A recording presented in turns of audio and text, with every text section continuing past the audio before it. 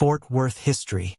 Fort Worth, located in the state of Texas, is the county seat of Tarrant County and stretches across nearly 350 square miles, reaching into Denton, Johnson, Parker, and Wise counties.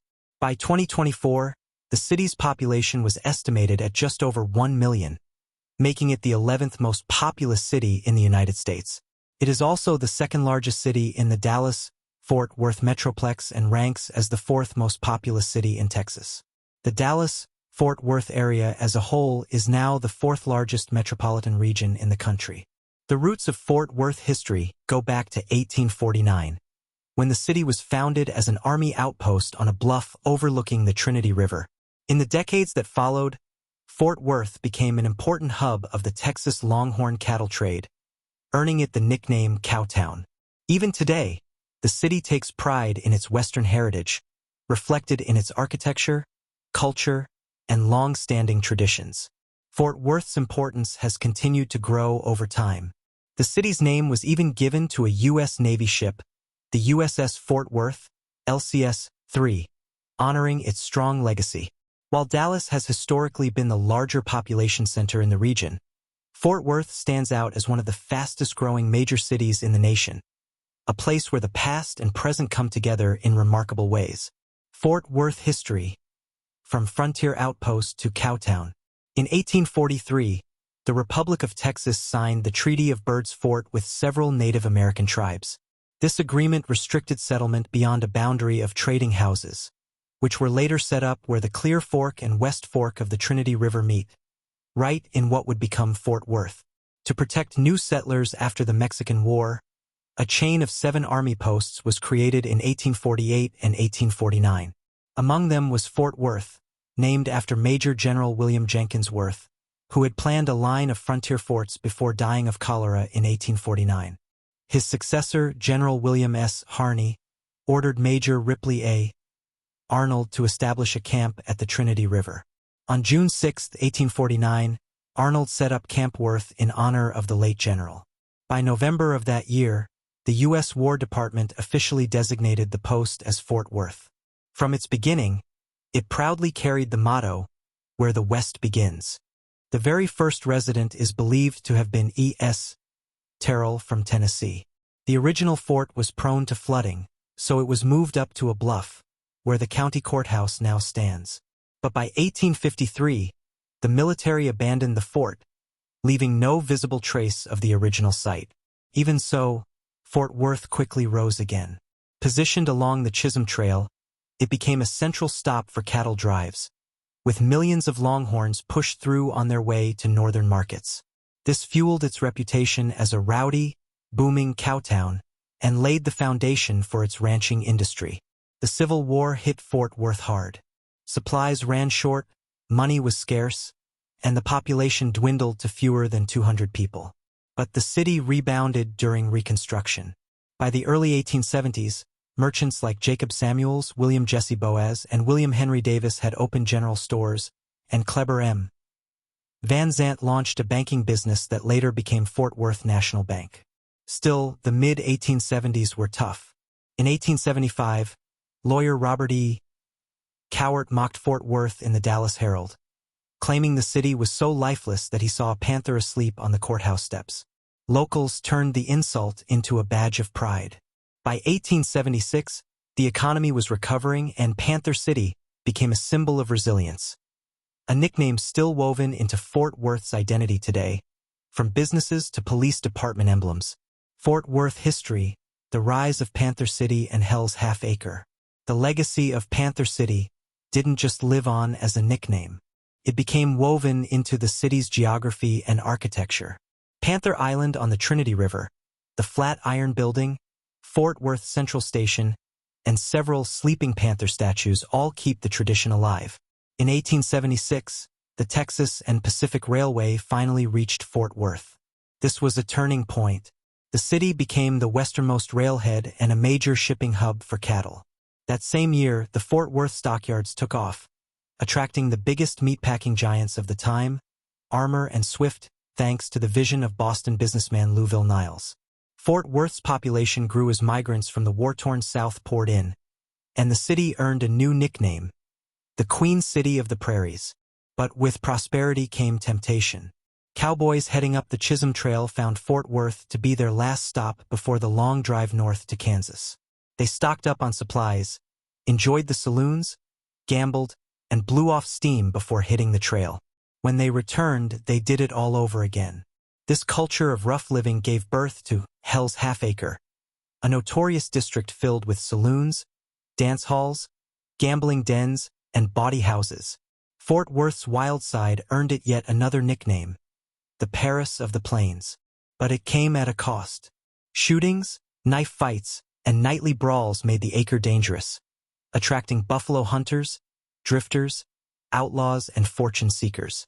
By 1900, Hell's Half-Acre had sprawled across 4 of the city's main streets, and it was so infamous that locals sometimes called it the Bloody Third Ward. In 1876, concerned citizens elected Timothy Isaiah Long-Hair Jim Courtright as city marshal to bring order to the chaos. His appointment marked the beginning of Fort Worth's effort to tame its lawless frontier reputation while still embracing the spirit of the West. Fort Worth history, the rise and fall of Hell's Half-Acre. City Marshal Jim Courtright was known for cracking down hard, sometimes jailing 30 people in a single Saturday night. Yet he tolerated the gamblers, arguing they brought money into Fort Worth. When it became clear that outlaws like the Sam Bass Gang were using the Acre as a hideout, Courtright stepped up enforcement. But local businessmen, worried about losing revenue, pushed back. By 1879, Courtright was out of office, and the uneasy balance between order and profit continued. Despite efforts by crusading mayors like H.S. Broyles and reform-minded newspaper editors such as B. Paddock, Hell's Half-Acre thrived. The district became a famous stop on the gamblers' circuit, attracting legends like Bat Masterson, Doc Holliday, and the Earp brothers. James Earp even lived nearby with his wife, tending bar at the Cattleman's Exchange Saloon in the more respectable Uptown district. Still, reformers never stopped pushing back. They railed against the dance halls where men and women mingled freely, even if saloons and gambling dens remained mostly male territory. In the late 1880s, tensions boiled over. On February 8, 1887, Courtright, by then a private detective, confronted gambler Luke Short in downtown Fort Worth. Their argument ended in a gunfight that left Courtright dead in the street. Short, who styled himself the king of Fort Worth gamblers, was jailed, and whispers of lynching spread. His friend Bat Masterson famously stood guard in his cell all night to protect him. By the end of the 1880s, the reform movement gained steam. Fort Worth even hosted Texas's first prohibition campaign in 1889. Meanwhile, the city's demographics shifted. Black residents, excluded by segregation from other neighborhoods, established communities in the southern part of Fort Worth. The heyday of the Acre faded by 1900. The once glittering gambling halls were gone, replaced by cheap variety shows and prostitution. Dereliction set in, and progressives moved to stamp out what remained of the Acre as part of broader reforms sweeping the nation.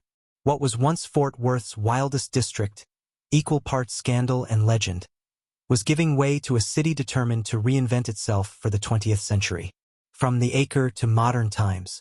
By the early 1900s, Fort Worth was still battling its reputation for vice. In 1911, Reverend J.